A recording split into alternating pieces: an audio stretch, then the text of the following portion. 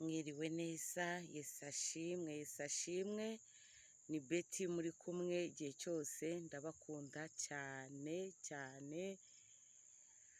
Ubu ni ku mugoroba nyine ngiye ku kazi, ariko numvaga nshaka kubasuhuza nyine ngo mbasuhuze mbabaze uko namwe mwiriwe, ndetse mbibutse hari akantu niriwe niga uyu munsi, niriwe niga karande. Karande ni iki rero?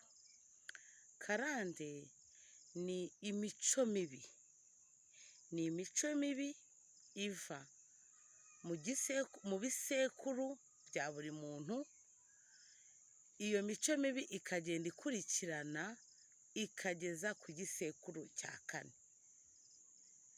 Rero aho uri sinzi imico mibi uzi iba mu muryango wanyu, ese ni ibiki bibica? Ese ni ikihe kintu kibi mugira mwese ugasanga mugihuriyeho?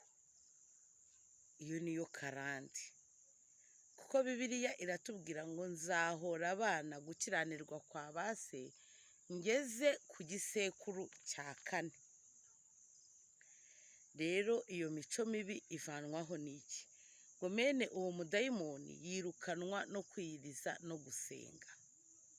Kwiyiriza ubusa no gusenga. Niwumva rero izo karande ari iziva iwabo wa so, ari iziva iwabo wa mama wawe, uziyambure mu mwuka kugira ngo ubashe kuba icyaremwe gishya. Karande nyine ni ibibi, izo indwara zitwica, cyangwa se ni imico mibi, wenda kuvuga nabi, kugira gute. Ubwo karande ikinyuranyo cyayo ni umugisha. Ubwo ni umugisha nzaza nkubabwira. Murakoze rero, bayi bayi, ijoro ryiza.